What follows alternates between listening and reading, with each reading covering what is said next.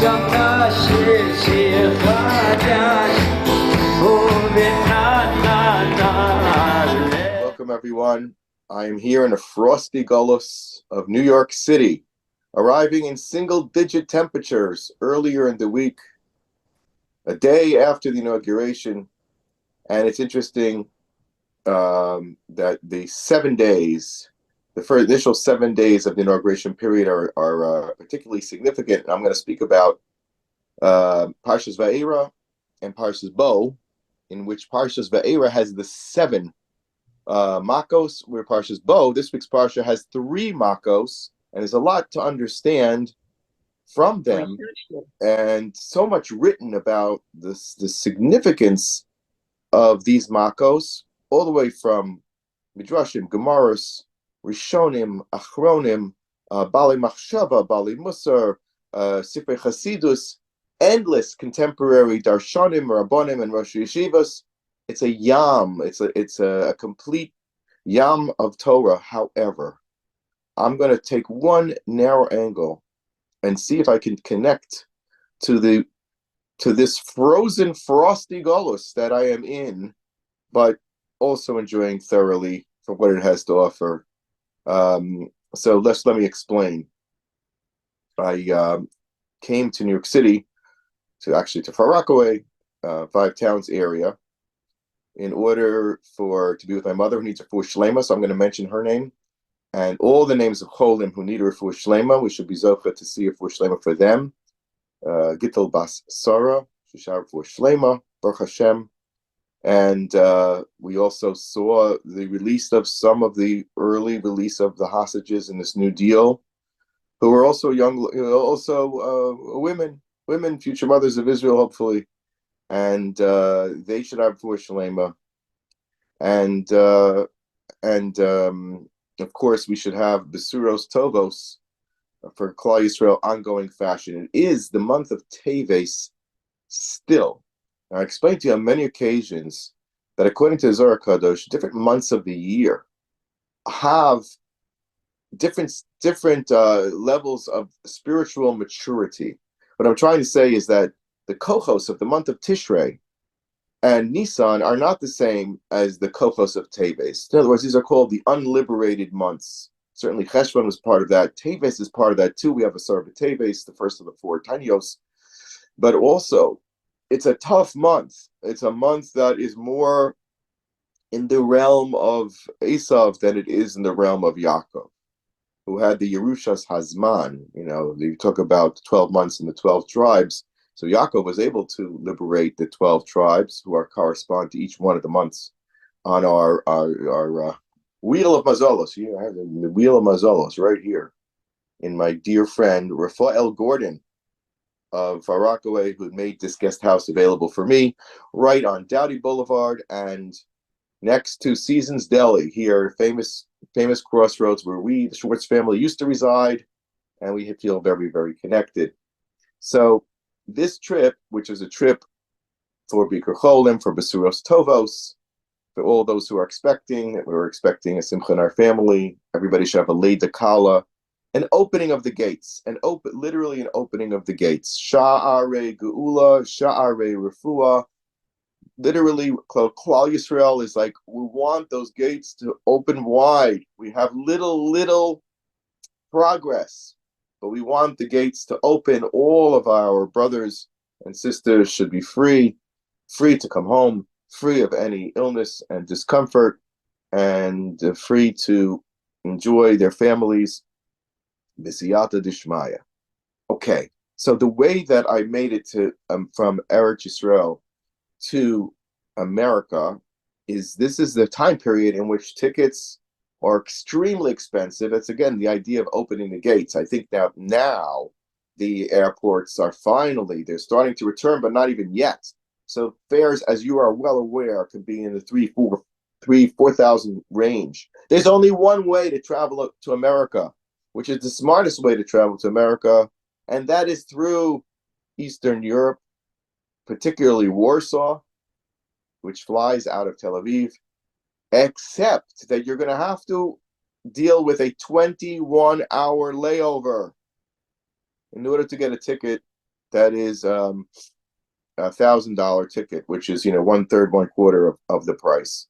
So I gladly accepted that. Why? Because 21 hours in Warsaw gave me the opportunity on Monday, inauguration day, to be at the Heilige Rebbe Elimelech, the Rebbe Melech of Izen's Kever, and to there daven and say Tehillim on behalf of our family, on behalf of Klal Yisrael. It was a magnificent experience, and I highly recommend it. And I can help you with all the arrangements. It's a first-class way of traveling. There's no more hardships in going to Poland, and not since the days of Rav Mendel Reichberg, who was at the behest of the Baba Rebbe all the way back in the 1970s, still under heavy Soviet influence. Poland was part of the Eastern European satellites of Russia, to open the gates because the Baba Rebbe wanted to travel to his great-great-grandfather, the renowned Divrei Chaim of Sanz, the Sanz Eruv. And these are the direct generations from the Heilige Rebbe Elimelech, and I say the Holy Rebbe Elimelech, and that's Howard Mendel Reichberg, who I knew. A magnificent man, 6+ feet tall, with a long beard, regal stature, and he wore proudly the Royal Order of Poland. He was a citizen that gave Poland great honor, and they honored him back. Now, what does that mean?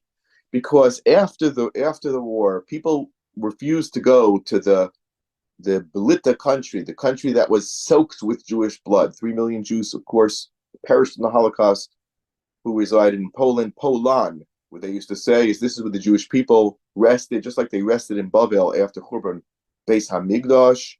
So too they rested in Poland after the Churban of the Crusades and of the Christian persecutions, and all the way through 1492. And then in that next century, as Jews began the eastern treks towards the direction of Eretz Yisrael, but Poland became the place where the Jewish people found its heart. Polon. They say this is where the Jewish people found it. That was the core, the heart of our existence, from Lita to all the Hasidic great communities, including Sanz, including Lezhansk in Poland. Because remember, Hasidus started in Ukraine. Ukraine is the resting site of the Baal Shem Tov in Mezhbush.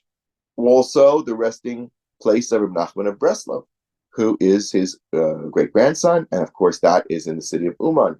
So Ukraine is where Hasid was the womb of Hasidus. It was born there, and then the Carpathian Mountains. Many Jews from the Carpathian Mountains. The Carpathian Mountains was like a womb that held the Jewish people during times of great suffering, when they lived simple lives in the forests and the fields and with nature, and farmers and simple folk that, of course, were very, very committed Jews and very holy Jews, very, very. And the Baal Shem Tov found his early disciples there.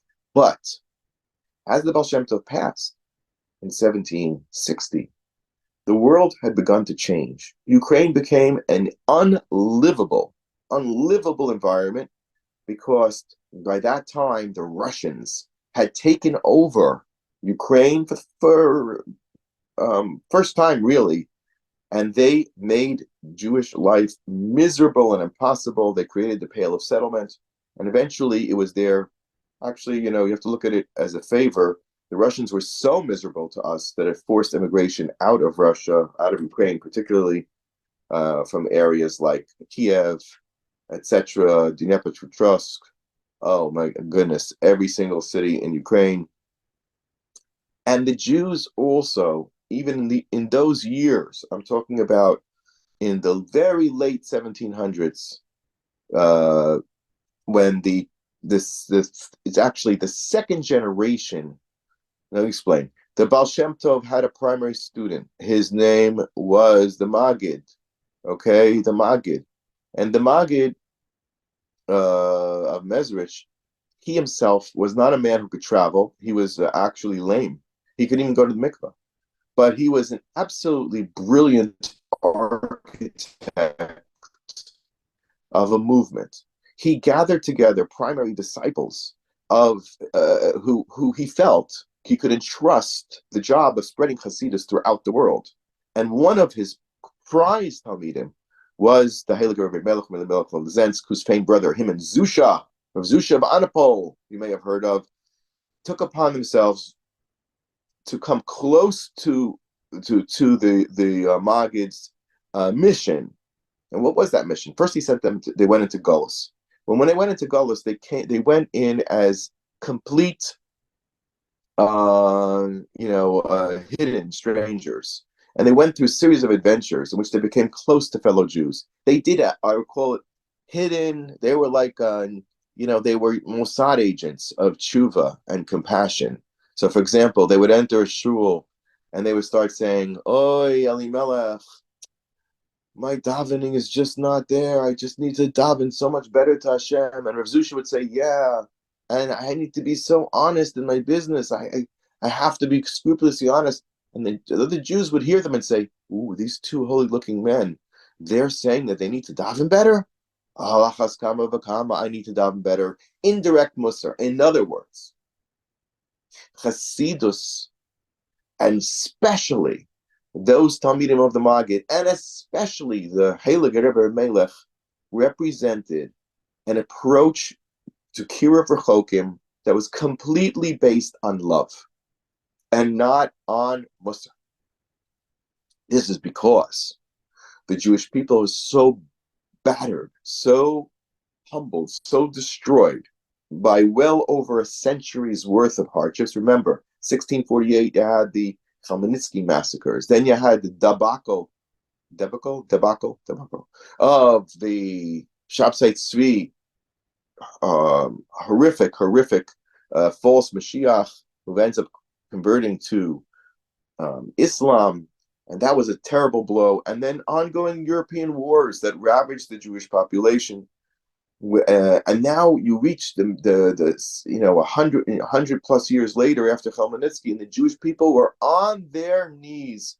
Some say comatose, and they say, when somebody's comatose, first the last remaining capacity is hearing, shmiya, and they said you whisper into their ears and you try to rouse them from their suffering coma, and that's what the Baal Shems saw as his mission, to take the Jewish people from this acute mortal state, a delicate state. They had gone through such an intense level of suffering that we had to bring them back.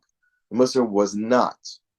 Musar is only for people who are very, very strong. None of us in our generation is strong. Even Rabbi Akiva in his generation 2,000 years ago, in the generation of the Churban, said, no one can give Musar. No one can sit in judgment. Rabbi Akiva said, along with Rabbi Tarfon, Ilu hayinu b'Sanhedrin, they say in Mishnayos the Sanhedrin, lo nerek adam yolam. He said, we would have found a way to acquit every person who was on trial for murder. And Rabbi Gamliel says to them, you're being marbish shoftim dam v'Yisrael. What are you talking about? We have to have a judgment here. We have to be able to inquire after people who are doing terrible things. No, says Rabbi Akiva, we're not holding. We're just not holding. If Rabbi Akiva wasn't holding by judging even the most heinous crimes of a Jew 2,000 years ago, then we? How are we? Who are we? We must this lesson of the Baal Shem, the balm was spread from Ukraine all throughout the major residence of the Jewish people, which was Poland. It was a healing salve. If you really want to understand, let's go into the story of the Makos as a metaphor. Okay? So here's the point of my shiur is I'm going to explain how the Parshas Ve'eram Bo, 7 Makos and 3 Makos. Okay? What's the meaning of that split? What does it represent according to Kabbalah, according to the Ari HaKodesh? And a very simple understanding.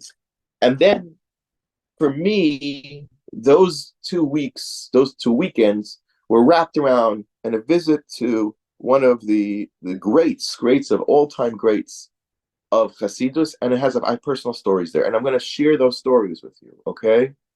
So hang in there, and we're just getting ready for takeoff. So just to recap what we're saying so far. Number one,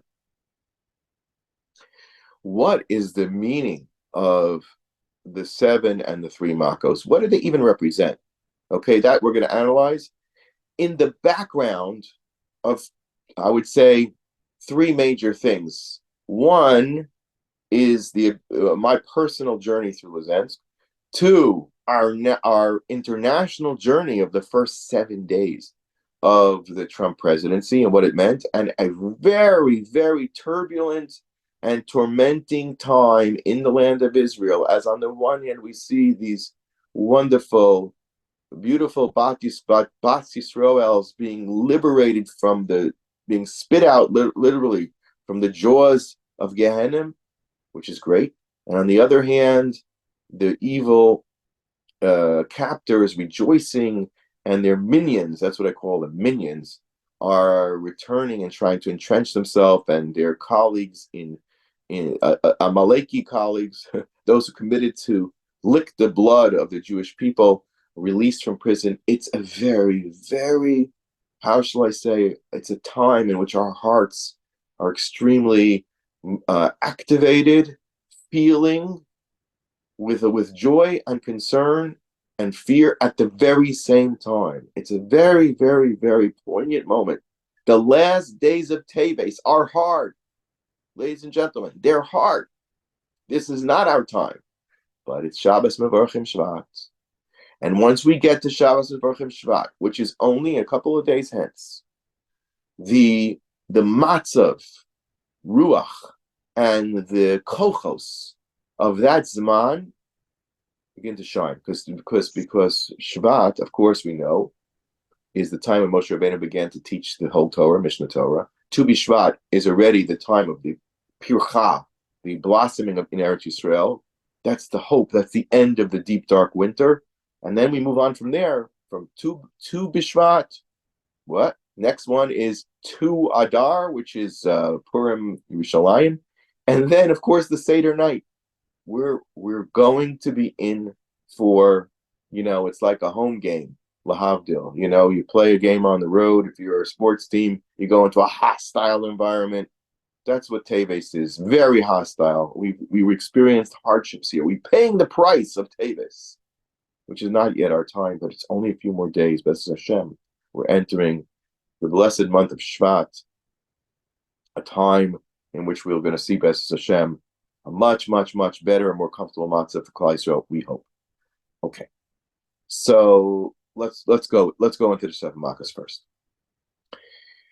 Dam Tzordei Akinim, Arog Dever Shechin and Barad. Those Makos, what do they mean? Why were they first? So the Ari HaKadosh said, the world has an operating system. Hashem is running the world, but it's very structured. What I mean to say is that there are certain governing principles, certain essential, I'll call them elements, that allow us to experience Hashem in this world, and those, of course, are the Spheros. So the Spheros are here in this position backwards. Dam is associated with Malchus. Tzvardeya with Yisod. Kinim is Hod. Now let me explain a little bit what's going on over here. And it means that this week's Parsha and Parshas Bo, the last 3, correspond to the highest 3 spheros. In other words, we know that there's 7 lower midos, like we do in Spheros Omer, Chesed, Gevura, Tiferes, Bechula, and it goes down to Malchus. Now we're working backwards. From the very first Makadam, we're moving up the ladder. Malchus is the last one. We move back. Dam, Tzvardeya, Kinim, and then this week's Parsha, Arbe Choshech Makos Bechoros, we're in what's known as the Mochin, in the brain trust. In other words, look at this as follows. Analogy to the human body. The 7 midos are the lower body below the head. It includes the heart, the arms, the legs, our reproductive systems, our digestive systems, everything that we can use for pa'ula. Heads don't do anything. You can, as they say, why are you knocking your head against the wall? A head can't do anything. It can think, plan, analyze, and understand, but it has no capacity to do anything. The lower 7 midos represent the world of doing, which is where we are, the olam ha'asiyah. But our heads are a connection to a higher world. This is the realm of thought, of neshama, of chachma, what's known as chachma, bina, and das. Those, the last 3 makos, are this week. So here's what I'd like to offer you. Let's think about this for a second. The Sfiros, as Hashem created them, are always on the opposite spectrum of good and evil. This is because this is a world of choice, a bechira. We can choose good or evil. We have complete bechira. Now, I'm not going to get into the various shades of bechira. The Ishbitzos basically teaches that there's kimat no bechira at all. It's just maybe in our mind. In other words, our actions are so governed by Hashem. We only have a mental choice. But it's like a vote. You can vote, but what's going to come out in the election is not up to you. It's really an analogy to that. Vote for a candidate, but it doesn't really matter because it's not going to really, nothing's going to happen other than what Hashem wants to happen. To the extreme, like the Rambam, who says, no, every person has the capacity to reach the level of Moshe Rabbeinu. Shocking. The Rambam says in Hilchos Deos and Hilchos Tshuva, excuse me. So we have a range of understanding in Chazal how strong our bechira is, but it's certainly powerful. And therefore, every midah can go for the good, and every midah can go for the bad. So, for example, let's take the midah of anger, kas, which the Rambam says in Hilchos Deos is the midah that you should stay away from the most. Right? Go to the extreme, and everything the Rambam says, take down the middle, because no extremes are good. No extremes are good. If you're extremely about chesed, then you have warped chesed. And you can have compassion upon people and things that don't deserve. For example, terrorists. And we have to have chesed for them. We have to give them, the Pope is crying for them, and the European Union is crying for them, and the United Nations is crying for them, bleeding hearts. But they're terrorists, murderers of the worst sort. That's misplaced chesed. You have to temper it with gevura and say, wait a minute, are these people behaving in a way that they deserve ultimate care? Don't say, well, it doesn't matter what they do. That's not a Jewish thing. That's not Jewish. The Jewish thing is neither complete din, neither complete chesed.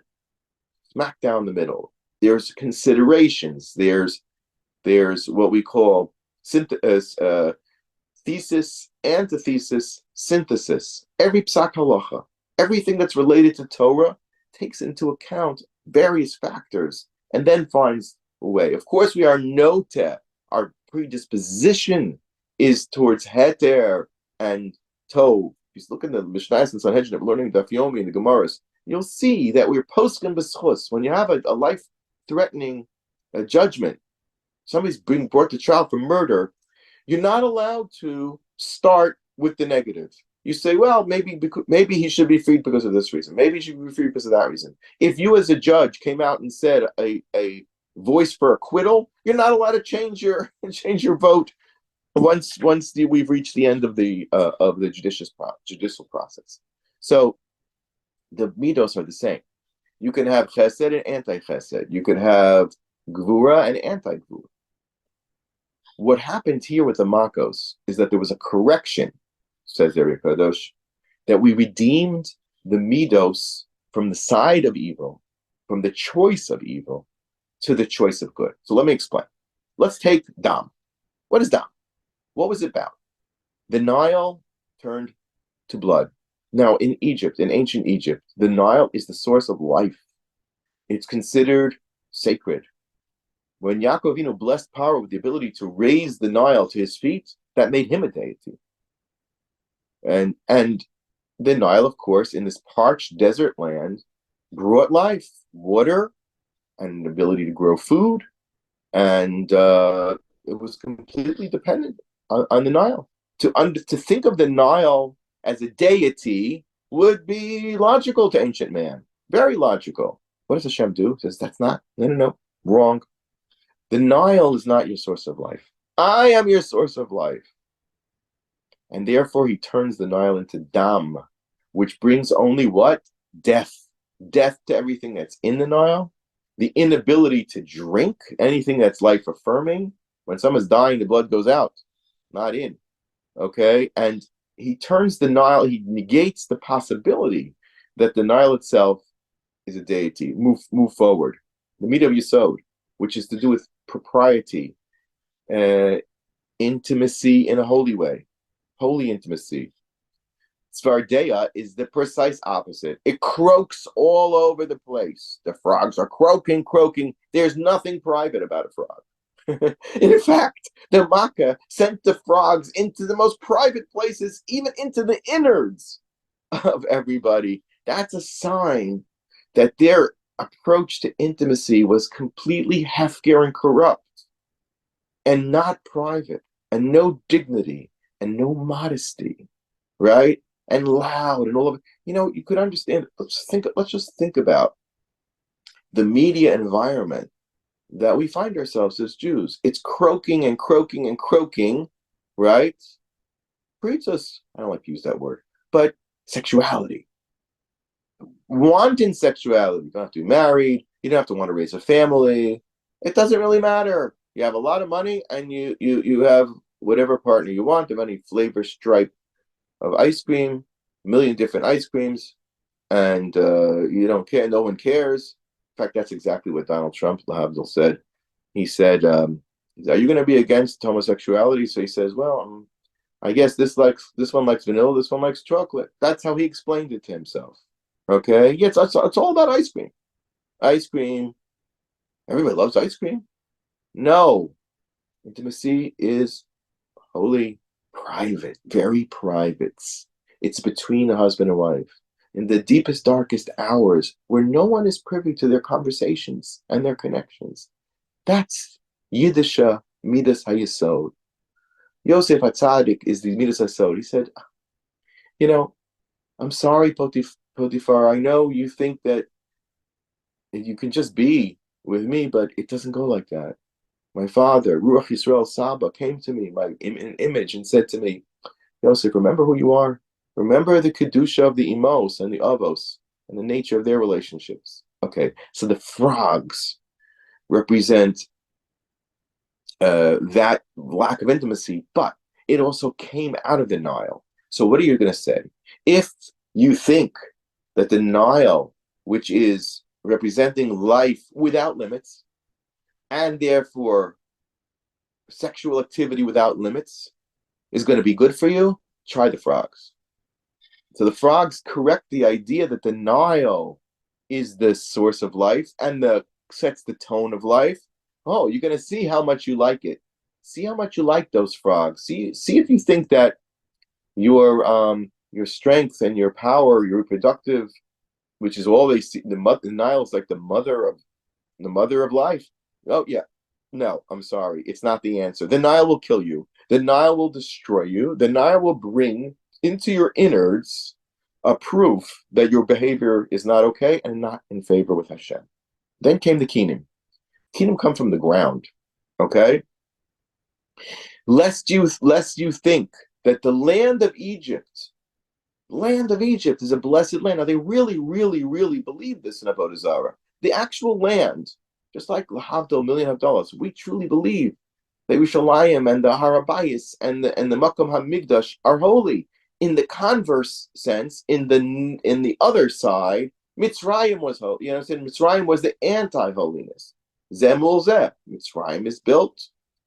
If Yerushalayim's in charge, Mitzrayim is negated. Shlomo wanted to marry the daughter of Paro.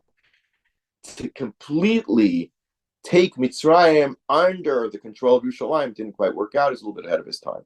We're grappling with Mitzrayim in a major, major way right now. The biggest threat to the Jewish people right now is Mitzrayim. It's a life and death struggle, and nothing less than a life and death struggle. Internally, externally, Mitzrayim has those forces so connected to it that are pushing, and trying to subjugate us to them. And you know what? The world is, and one of the disappointments of President Trump and before he even took power, that he forced this deal down the throats of the Israelis. There is much to be concerned about with President Trump, much, but at the same time, it's a mixed bag, very mixed bag. We'll get to that in a moment. But you see that Hashem checked the boxes and knocked out the understandings of the ancient Egyptians, saying, you're mistaken. It's not what you think. Denial is not your answer. Your sexual powers are not holy, not good, and not a source of power. And then Kenan is the land itself will just make you miserable. It's not the source of life. Don't worship the dust at your feet. It's not going to help you in anything. It's going to destroy you. And furthermore, let's go now to the animals. So we finished with the mineral world. Now let's go to the animal world. Arov, Dever. Arov and Dever. You think you want to worship the animals? The Egyptians worship sheep. You know, there's a great song right now that they're playing. My grandchildren, Kanahara, who are little Petzalach, they listen to this song called Sheep. It's all about Mizmor LeDavid. Adonai Roi Lo Echsar. So it was recorded in Tekoa, Israel. They really have sheep, and they had a picture of a sheep, and they played this rousing niggin. I can't really sing it for you. Like a sheep, da da da da da. Anyway, go on your Google and look for the sheep song. It shows I will be afraid of no one, right? Mimi Echad, Hashem is my shepherd. So it's called the sheep song. It's very, very lively, and the kids love to do it. But they worship the sheep. What's about the sheep? They reproduce. Their wealth. Do you know how much money you make from sheep? Yaakov Avinu became wealthy because of sheep. Avraham Avinu was wealthy. They continue to reproduce more and more and more and more. And other animals, you sell them, you trade them, you eat them, you take wool from them. And by the way, this is one of the most powerful teachings of Kabbalah, and the Rabbi Nachman of Breslov teaches this chiddush, and it's incorporated in a tefillah from Rav Nosson of Breslov about having babies. Meitzar, minha meitzar karasiya. Mitzrayim is about meitzar, constrictions. I can't. I can't escape Egypt. Slaves never escaped Egypt. You can't escape Paro. You can't escape the Khartoumim. And that was, again, another thing of Kenim, is the Khartoumim, magic, supernatural abilities, sorcery. They worship that too. Kenim is the counterbalance to that. Not just the land of Egypt, but the sorcery of Egypt. So if you don't want to believe in the Nile, okay, fine. But you want to believe in the land of Egypt, which was the land of sorcery and magic, the Khartoumim. They couldn't do Kenim. They said, Etz Belokim he, right? So then that third thing is, well, we're finished with the Nile. Okay, but still we have our Egypt is sorcery and magic. The opposite of Kedusha and Nevuah. You follow me? The opposite of Nevuah is sorcery. Bilam was a Kosein, and saying, and David Elimelech was a Mispalo to Hashem, and Shlomo was a person with Ruach Kodesh. It's the opposites. The difference between Nevuah and Kosein. And the Torah speaks about it explicitly. We don't have to go into details. So by Kenan, we wiped out the Khartoumim. What's next? Sheep? No, sheep is not the answer. Animals are not going to help you. Animals are not going to save you. Animals are not going to represent your power in the world. They're going to come in a mixture and destroy you. Oh, wait, these guys are supposed to help me. I just gave a carbon to this animal. Why is he coming here with fangs to destroy me? And Arab doesn't even mention the names of the animals. It's one of the curiosities. Rashi says there are all sorts of behemoths. They have, in the kiddie books, they're going to show you lions and tigers and bears. It's not accurate. It's some sort of mixture. And it's the ferocious power of the entire animal kingdom. It's not going to save you. Dever. Okay? Dever means the animals can't even save themselves. And Shrin is, well, then we'll believe in Paro. Let's believe in the ultimate king Paro, the human factor. Not happening. Shechin boils. And so at Barad, last one, listen to this. The last one is nature. Let's believe in the ecosystems of the world. The world always was, it always will be. Aristotelian thought. It always was, nature always was, always will be. No, look at Barad, Aish, and Mayim together. There is no ecosystem. There is no climate issues. I'll show you a climate issue. Barad is a climate issue. Fire inside ice. Okay. So if this demonstrative path is being followed to clarify our belief system and to access the midos of HaKadosh Baruch Hu versus the midos, let's understand it simply. Are we using the midos to attach ourselves to Hashem, or are we using the midos to distance ourselves from Hashem and turn ourselves into deities? That's the ballgame. Okay. But on the way here, I visited the Heilige Rebbe of Elimelech, and I just want to tell you a little bit about him, because I think this is the context of moving us from our mistakes and what was his great contribution, and what was the lesson of that we learned in these two particular parshos. Okay, here we go. The separation between the 7 and the 3 is the distance between the body, heart, and the mind and the soul. A Jewish people need both. First and foremost, we're going to have the body. We're going to have the heart. You can't have a body. You can't do anything without it. But if you don't place the head on top and give reason, purpose, chachma, limud Torah, halacha, then the body has no guidance, has nowhere to go. This is literally the reconstruction of the Jewish people in these two parshios. So I'll tell you a story. I came to Far Rockaway, and my son-in-law invited me to a minyan. Okay, this minyan has a very famous singer in it, and a rabbi who's a posek. Okay, the famous singer is known around the world. I'm not going to mention his name, and the rabbi is a halachic expert. And I go to this shul, and it's a very interesting mixture, because they sing, and then at the end of this, Birkas HaChodesh, and it was and everybody's holding hands and singing together.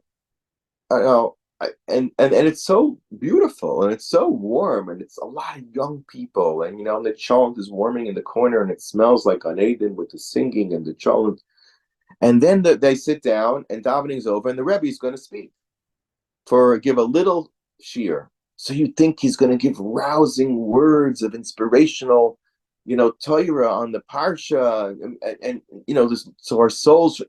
He told over Hilchos Losh. Hilchos Losh means that when you make oatmeal on Shabbos for your baby, you have to stir it very slowly. You can't do a heavy stir. And he went into the details of Losh, and I'm like, what? I was all worked up by this davening. And then he sit down, and we went into very grateful to learn the halachos, and very practical. And then it hit me. What's going on over here? It's something absolutely incredible that this younger generation has figured out, that you can't just have the body. You got to have the mind. If you don't have dikduk of Hilchos Shabbos, then all the singing and dancing and everything is great, but it's not going to get you anywhere. Wow. That is the message of these parshios. The 7 lower midos, we need them. Our heart, our chesed, the acts of goodness that we do with our hands, the acts of support, kindness, generosity, tzedakah, running to mitzvos, running to help others, will not be successful in the long term, and maybe not even the short term, unless Torah, in all of its halachic detail, is learned and observed. Rabbi Nachman was very, very big on this. Rabbi Nachman might have been a pioneer on this. He told his Hasidim that the first thing you should learn every day is not my sefer, Shulchan Aruch. Learn Shulchan Aruch. Every Breslov is supposed to have a Seder in Shulchan Aruch to know the details of halacha. Rabbi Nosson of Breslov, his Talmud was an expert on Shulchan Aruch, and he wrote a Sefer connecting the Rebbe's Toros, i.e. Likutei Maharan, to Shulchan Aruch. You follow me? That's the pattern.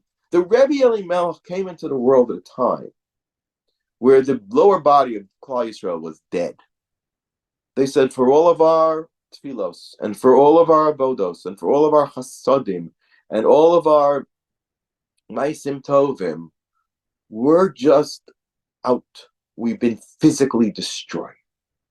There can be no bikur cholim if Kazakhs are marauding your community. There can be no, what do you call it, Chevra Kadisha, when people are dropping like flies and there's no one to bury them, etc., etc., etc. And therefore, they came to pump life, literally to give, what do they call it? A shock, cardiac shock into the heart of the Jewish people.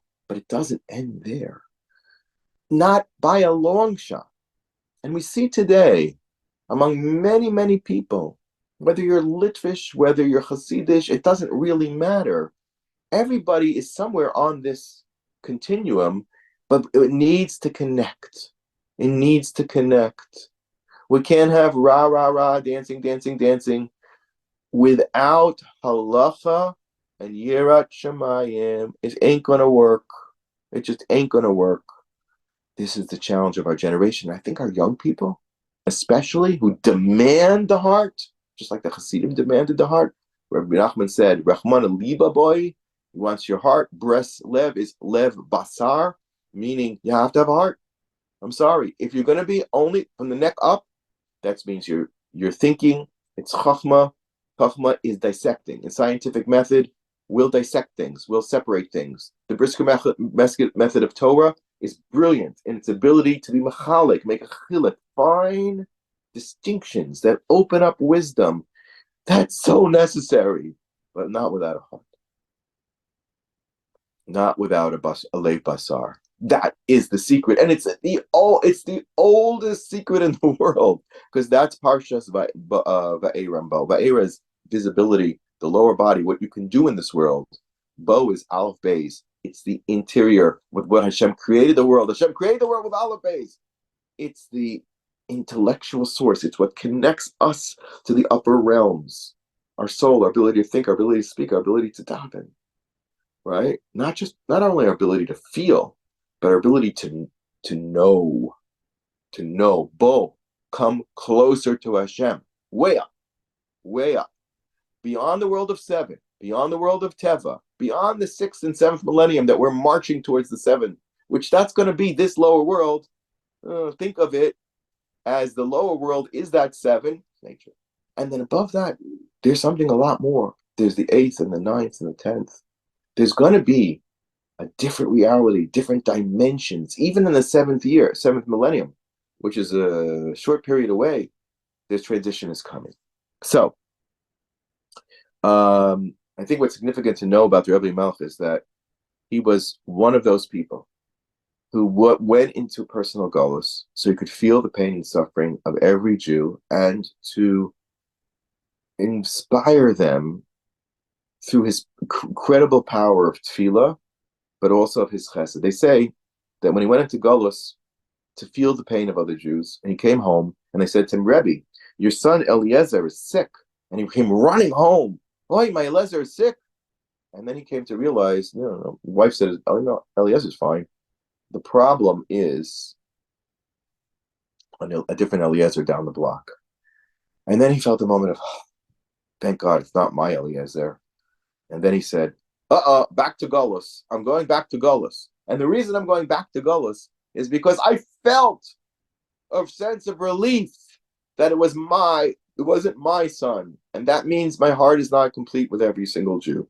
So this is a message. They say Moshe Weinberger pointed out, it was a beautiful article by several years ago in Mishpacha magazine by Hannah Teller, from a very Litvish background, trying to unwrap why Elimelech Lozensky is this place where people flood. The other places is Breslov. These are the two places that are the major draws in all of Europe. And I was privileged to be there both in this winter Zman. Why are people running there? So, of course, it is a place where they say there are many, many Yeshuos there. There are many, many Yeshuos. People have experienced, and I have a personal story about that too. We were hoping for a child, my wife and Chani, and I went to daven there and said Tillim there, and we were blessed with a child 9 months later.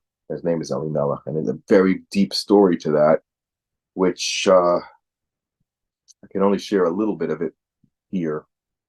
But I saw it as a place of great salvation, and so does the world.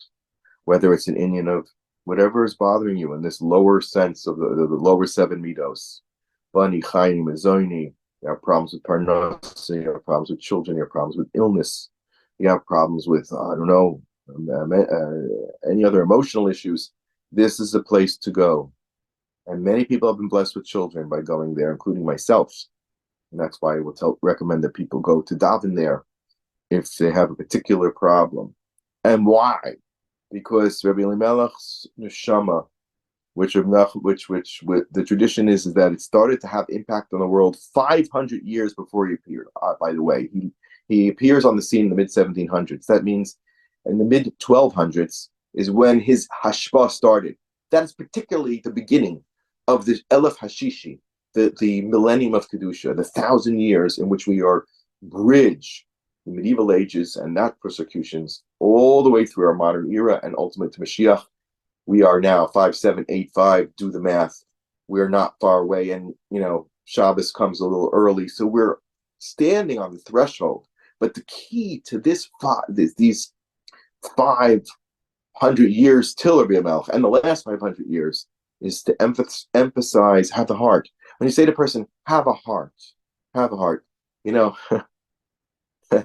Shemo, the Pope, actually wasn't the Pope, I think it was the Archbishop of Canterbury, or one of the, says to Trump, oh, I hope you're going to treat all these people that you want to deport with heart. You have to have a heart. You have to have a heart.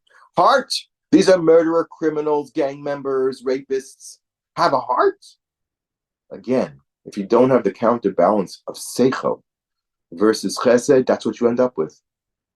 Irrational, completely irrational chesed on people who don't deserve it. Chazal tell us that if you are merachim al hachzarim, sofo la'achzer achmanim, this is what we see now going on in front of our eyes in Eretz Yisrael and Gaza, as the achzarim shabachzarim are celebrating while a couple of didn't come out. But by the way, there was something very interesting that I thought was positive.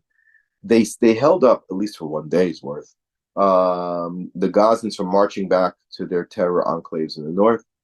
And they were all sitting on the road and sleeping on the road, 500,000 of them. So they showed a little video of one of the guys saying, for one Arbel, because they were supposed to give back this girl whose name is Arbel, right? Arbel is a place in Tveria. It's mountains in Tveria. We have to hold up 500,000 Gazans? Yeah, you do. Yeah, you do. Absolutely do. One Arbel is far more important for the Jewish people.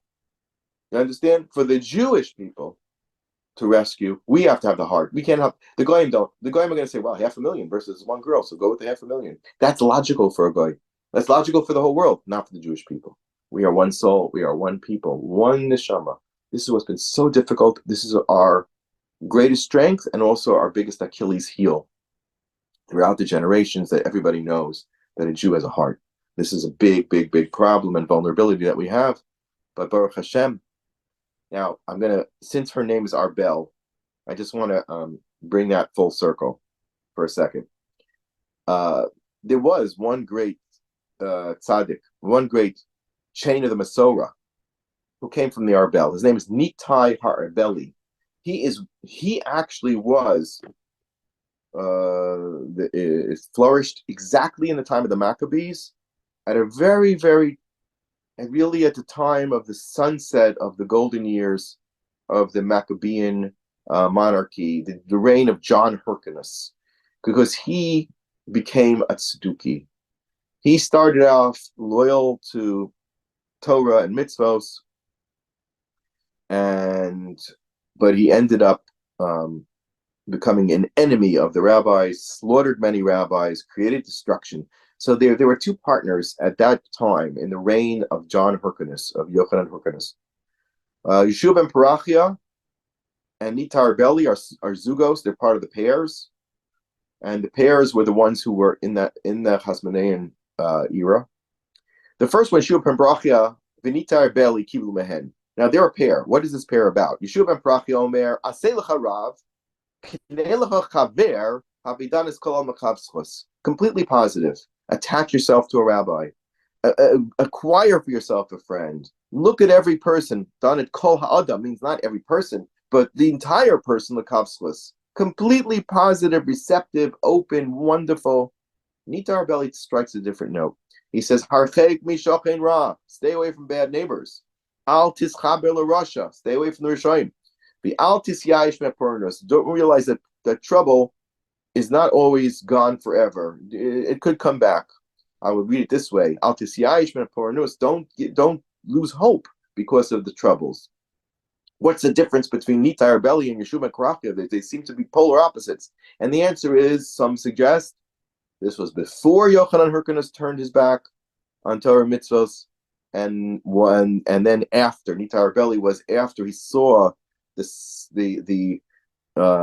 split of Jews from one another, and to creating these caste systems of the more secular leaning. Sadukim were not secular. They believed in Torah Shabbat, and they wanted to keep all the mitzvahs. But there was a split because they couldn't accept the world of the Rabbanim. That rebellion against Masorah of Torah was the beginning of the end.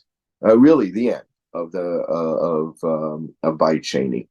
So he witnessed it. So he warned people. So how do you understand? How do you reconcile the two? So some have suggested as follows. There's a difference between a shochen, a neighbor, and a chaver. Okay? A chaver is a chaver, comes and goes. A neighbor you live with. All Nita Rebbe was saying was, we have to be very careful. We have to be very, very careful that you don't want to say, I love the Jewish people so much with all my heart that really Torah mitzvahs don't matter at all.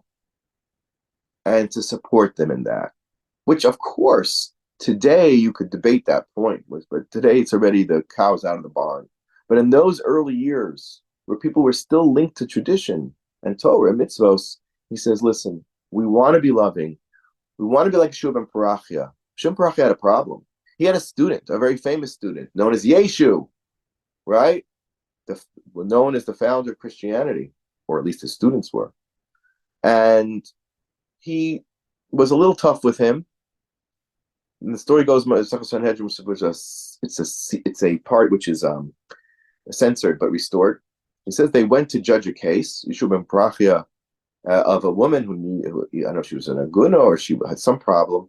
And Yeshu said to his Rebbe, she has such beautiful eyes. And he put him in nidu. He says, what?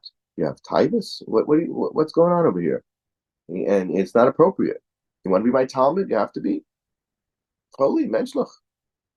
And at that point, Yeshu stole Hashem that was known to these great zugos, performed various actions according to Chazal, and went off and created a religion that completely rejected the performance of Torah and mitzvos per se, just midos tovos. Doesn't work like that. The midos tovos have to also factor in the service of Hashem. So it goes both ways. The midos are required to have unmeasured and unconditional love towards our fellow Jew, but at the same time, unconditional fealty to the mitzvos of Hashem, because we're all one. And you could ask, what's better, the Torah or Klal Yisrael? So some argue that the Klal Yisrael is better because the Torah was given to Klal Yisrael. Yes and no. Because Klal Yisrael is an entity in all its greatness, and every Jew is great, and it doesn't make a hill of beans difference whether they're observant or not observant, or this or that. They're precious because they have a Yiddish neshama. They're Jewish souls. They're very, very precious to Hashem. Don't judge them. But at the same time, we, those who are Shomer Torah mitzvos, must hold on to the hope that we can reconnect all Jews to avodas Hashem. Yes, it's wonderful to give money to hospitals and volunteer and have Rahmanis, but it can lead to Rahmanis of Achzarim. It has to be balanced with a Chachma. The seven have to be connected with the brains, the Parshas bow, Vayera and bow, and then it's complete. Yisrael, Oraisa, V'Kutshabrichu, Chadhu. We need that threefold connection. Now, I'll just end with a story. So I came, usually my first stop, especially coming from Luzensk, you want to enter the decompression chamber from Eretz Yisrael to New York City. First decompression chamber was Elimelech. Second decompression chamber is go to the Bavis Rebbe, which which I'm want to do whenever I arrive in New York. It's very close to the airport. And I went there, and the custom is to go to the mikveh first. They have a small mikveh in a house near there, and I go in. There is a mob scene. People are talking, yelling, sounded like Svardea, all in Spanish. And all these young guys are carrying on, and there's no way to even get in the building. So I see it. There's a rabbi in charge. And I goes, maybe I should come back another time. He goes, no, we're leaving soon. I said, who are you? He says, we're from Buenos Aires. I said, really? These guys are, they're not knowledgeable or observant kids, but they're here in the mikvah. They're all energetic, enthusiastic, 20-year-olds, college age, filled with life, energy, and enthusiasm. And they're here. What are they doing here? He said, after October 7th, in the Jewish community in Argentina, which there's tons of secular kids, something stirred in their hearts because of what Hamas did to their brothers.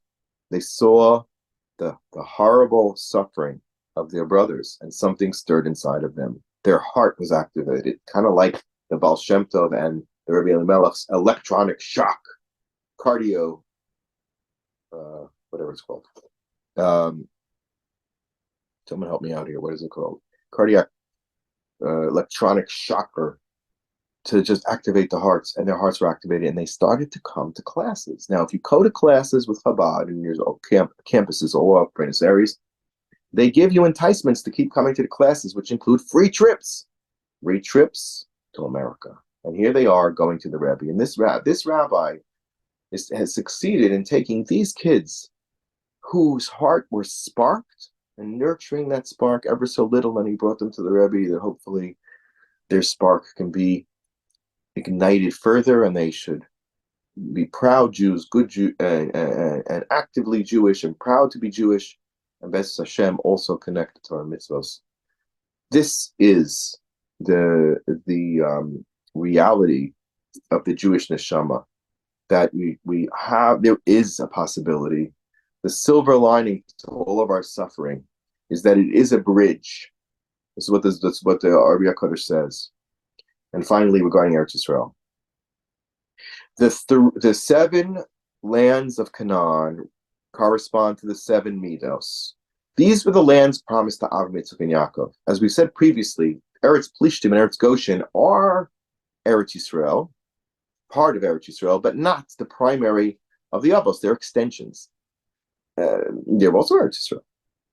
But in the end, it's not going to be the land of the 7 nations. It'll be the land of the 10 nations. It's like the same thing as Ba'era and Bo. 7 in Ba'era, 3 in Bo. The next 3 sections of Eretz Yisrael are on the other side of the Yarden. They include all of Jordan, and a good chunk of Syria, and even down to the Arabian Peninsula, all the way down. These are lands that are temporarily called Ammon, Moab, Edom. Our cousins, to be sure, holding sparks that are important for the Geula, but on the other side of the equation, need to be drawn back. B'ez Hashem, it's the Shiurim that Klal Yisrael has gone through, whether it was the era of the Baal Shem Tov, or whether it's our era today in Eretz Yisrael, intense suffering at the hands of the most vicious of enemies, who only with tremendous siyata d'shmaya, maybe only Mashiach can defeat them completely, which is logical, is for purpose. It's not without purpose. We want our bell back. We need to spark the hearts of the Jewish people. And this little Arbel girl is an example of that. And at the same time, protecting us from the most vicious murderers is part of that. And we're stuck between. Our heart is twisted and broken into pieces, different needs, considerations. But this suffering brings us higher. This suffering is bringing us to a point where we're actually coming closer to the shleimut of Klal Yisrael. Yes, we're going to learn about Hilchas Lush, and we're going to sing with Eitan Cats and rock the house. And that's the new generation, and that's the generation that flocks to the Rebbe Melech to find out how good they are, to find out how sweet they are, to find out how loved they are, and then to inspire them to love Hashem. And by doing that, to then perfect their approach to Torah mitzvahs and limud Torah. This is the exciting times that we're in. It's transformative. Don't think we're going backwards at all. This is a big step forward. And Rebbe shall help us. We should see the continued hashpos of our great tzaddikim past, and their light should shine for us in the present. And we should just be optimistic and loving to every Jew, and at the same time increase our yirat shamayim and knowledge of Torah and diktuk mitzvos. We got to be better. We got to do better. But you don't have to yell at anybody to be better. But you have to hold ourselves to a standard. We do want to know Hilchos Shabbos, and we do want to execute it perfectly, and we do want to learn more, and we do want to, yes, but in the context of supreme and unconditional love for fellow Jews. Thank you very much. Have a wonderful, wonderful week, and we'll see you back in Eretz Yisrael at some point. Rabbi, don't you think it's so ironic that the very concern that we have for individuals, for hostages, and the concern we have for all of Klal Yisrael is what's dividing us right now? There's such a split among, and people really don't know what's the right thing to do. You hear both sides. Well, there is the right thing to do, of course, is the combination of both considerations. So we can't get into it right now, but we're not yet there. We're just not yet there. You know, when Moshe sent out Yehoshua to battle Amalek, and he held his hands in the air, and Moshe's hands, when they were up, Yisrael was gover. When his hands came down from Moshe's intense prayers, then Chas v'Shalom Amalek was gover. And what does Yeshua manage to do with all of Moshe's background? Vayachalosh Yeshua, he made Amalek weaker. Are you kidding me? Do you think we have anybody on the Madrega to even approach anything conceptually that might touch on Moshe or Yoshua? What do you want? I mean, seriously, do you think Amalek is vanquished just like that? Shaul couldn't do it. David Melech in his time period kind of did it, right? Then we have to go all the way into Golus and Mordechai and Esther, and even then we're not done, right? But it will get done. And we have to accept the fact that we're not quite there, and to be patient and to move on both tracks simultaneously. Somehow to be resolute in defending Klal Yisrael from these Roitzchem, which is what they are, animal Roitzchem, and at the same time to be united and loving towards every Jew. Of course it's a conflict. Of course it's because it's very unresolved. We should be zocheh. We go to the next level. These sufferings should unite us. And that's what I say. Just want to finish this with this. Hello. Semer, I started to say, Mitzrayim is limitations. Says Rabbi Nachman, Semer is the word mix of Meitzar. Semer is wool. What's wool? Wool is easily shorn. You can get rid of wool very easily. A Meitzar is impossible to pass. But Hashem can turn it into Semer. And Semer has one more connotation. According to Rabbi Nassan, it's the Semer that you tie, the piece of wool that you tie onto the Seir Lazazel, so Zaina Kapara. You understand? It turns our Veros. It's a Kapara. It's Yom Kippur for us. So if you look at suffering, and by the way, in sugis of suffering at the beginning of Brachos, it's kedai to understand. It's a very, very big discussion in Yahadus what the purpose of Yisurim are. But we know for sure one thing, that Yisurim are mechaper. Right? And Misa Sadiqim is mechaper.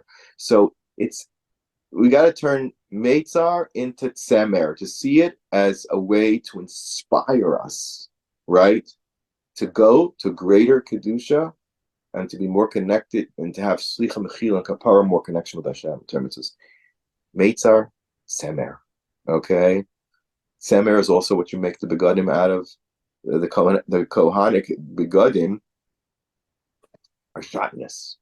The belt of the Kohen Gadol is Semer and Pishtim. You're not allowed to have that. Kain and Hevel, they were Semer and Pishtim, right? But the Kohen Gadol somehow belts it together. You understand? That's how hard it is. Only the Kohen Gadol can put Tzemer and Pishtim together, which is Shatnez. So you're saying to me, "Oi, but it's Shatnez. So how do we get this together? It doesn't go together." When we're on the the Kohen Gadol, who wears his simple garments in Yom Kippur, that's going to be also Tzemer or Pishtim. It's going to somehow come together. We have to have patience. Provides warmth. Provides warmth, right? And provides wealth also. Tremendous wealth. All Jews were in the shmata business when they came to America. Right? Who wasn't in the shmata business? My Zayda was in the shmata business. What happened? Yeah. And built Jewish communities and built generation. If they were strong and they kept Shabbos and they kept Torah mitzvos, they built doiras and doiras of generations that are flourishing now here in America. A lot of Torah going on over here, and a lot of young people who understand they're reaching higher. They really are. They really are setting a very interesting high bar. And it just came Yirbu. We're connecting the worlds. The tzaddikim are the connection between the worlds. America is also on Eretz Goshen. It's also connected to Eretz Yisrael. And all these parts need to be revealed. The last three, it's called Keni Knizi Kadmoni, the last lands, the furthest lands from the seven Canaanite nations. That's what's becoming activated now. That's what's new and exciting, and that's what's in play. And our patience, but our virtue will get us there. Thank you so much for listening. Next week's year will also be from frozen New York, but I hope that Mitzvah Hashem will get back soon and have Besuros. Tolos.